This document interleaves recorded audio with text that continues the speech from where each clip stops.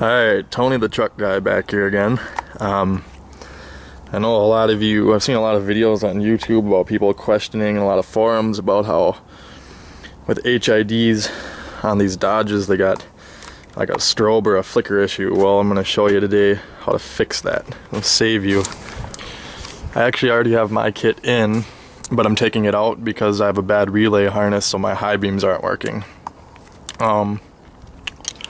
If you have a high-low beam, which is called a bi-xenon, it'll come with a big harness. So first thing you do is you'll see this red wire with a fuse. You want to hook that up to your positive battery cable.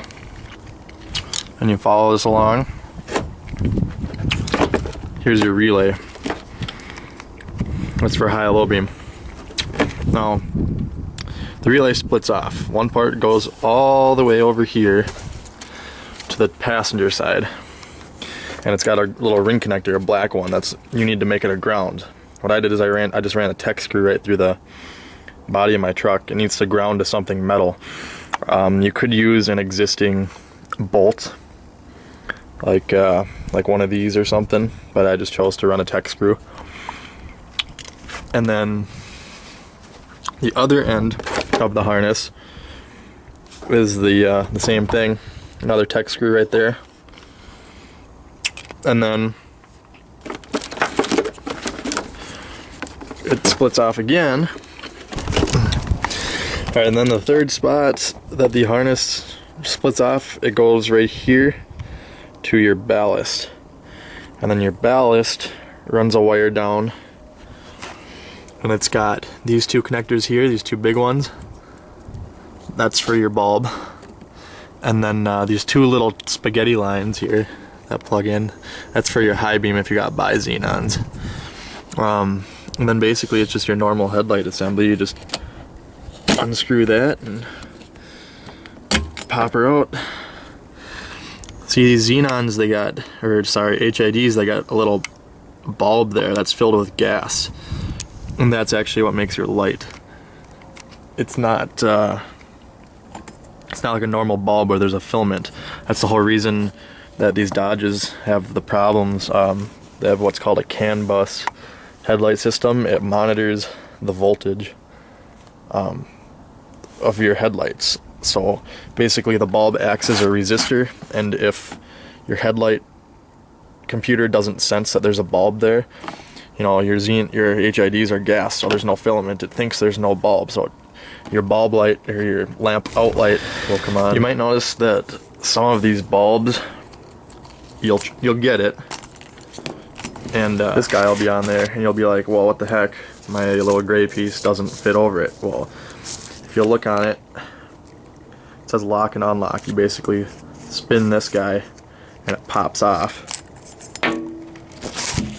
Then you slide your ring on, and then you pop this back on, turn it, and then you just pop the whole bulb in, turn.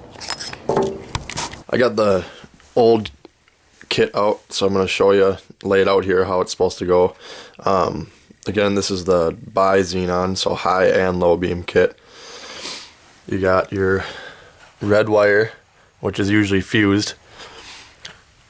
You want this ring connector to go on your positive red battery terminal.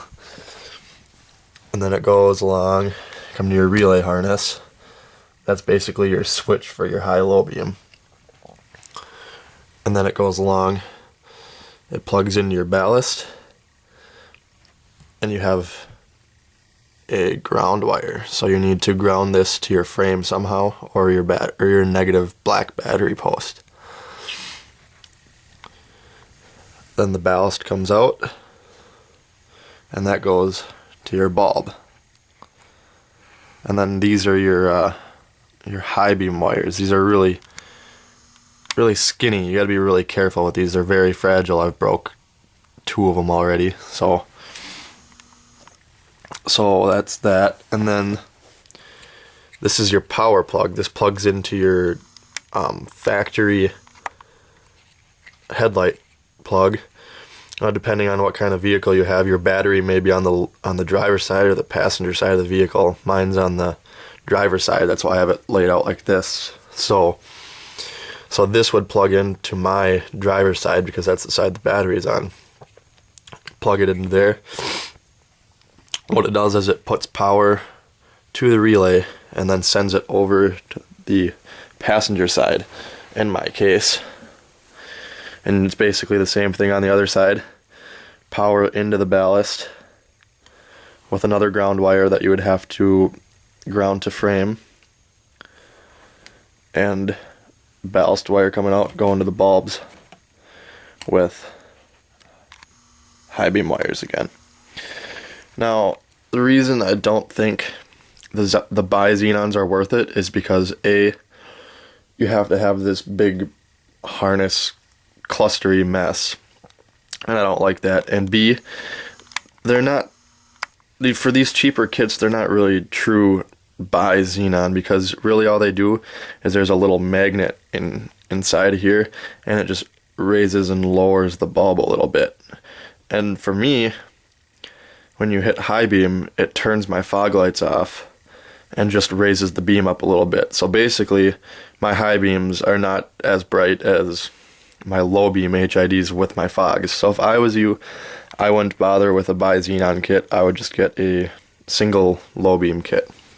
But if you do want a bi-xenon, this is how it works. This is how we trick it. I know I explained earlier how the CAN bus headlight system measures the resistance in your normal filament bulbs, and when one goes out, your dash light comes on that says bulb out or lamp out.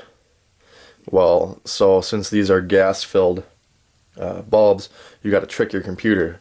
So what we put in here is these resistors. You can get these off of like eBay for 20 to 40 bucks for a pair of them.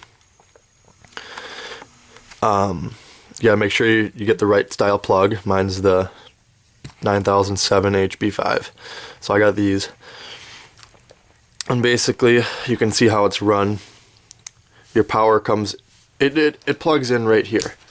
Basically, instead of plugging this in to your factory harness, now keep in mind, this is only if you're having troubles with your HIDs. If you'd plug this into your factory harness and everything works great, then good for you.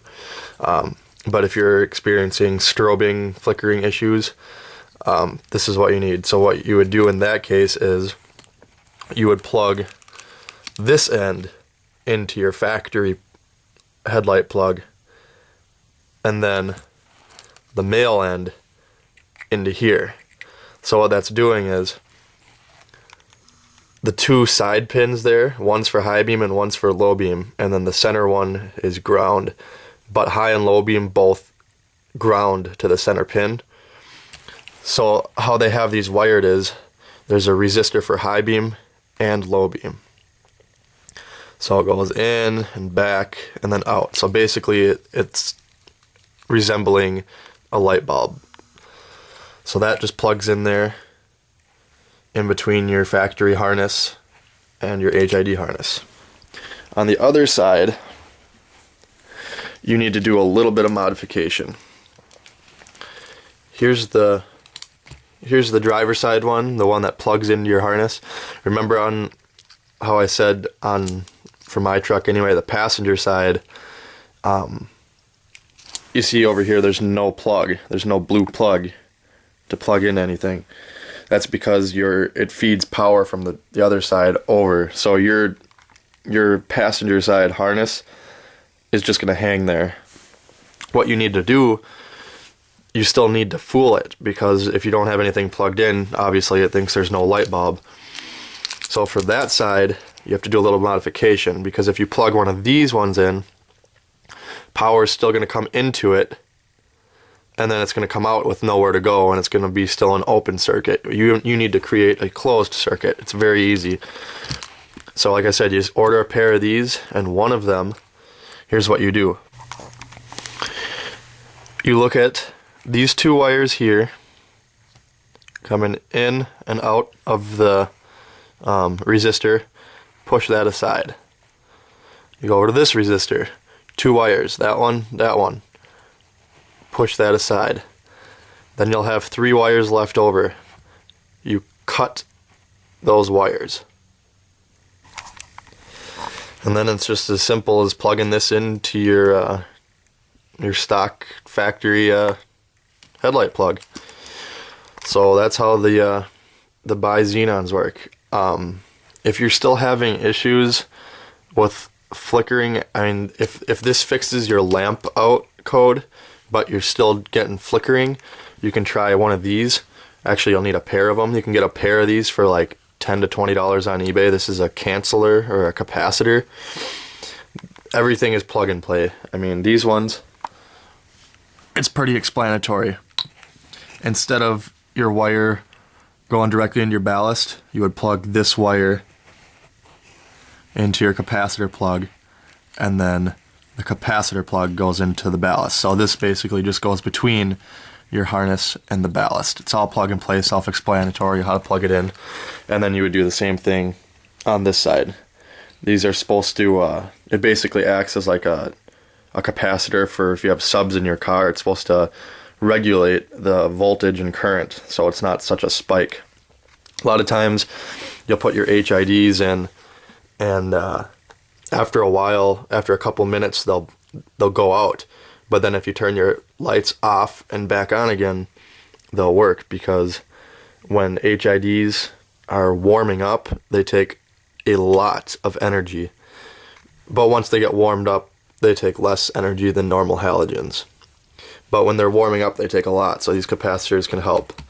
So if you have your bi-xenon harness plugged in and it works great, good. If it doesn't work great, if it's flickering and you have a lamp out light on, put resistors in it. If your lamp out light goes away and it still flickers, capacitors. Now that's why I said I kind of don't prefer the bi-xenon, because you got to figure out a way to conceal all that junk somewhere in your vehicle. My low beam kit should be here soon, so I will show you how to install a low beam kit and how that works as well. Alright, now here's your low beam kit that I said I was going to get. Like I said before, I feel like the low beam kit with a fog light is better than a high-low beam, and this is a much simpler. You don't have as much wiring to deal with.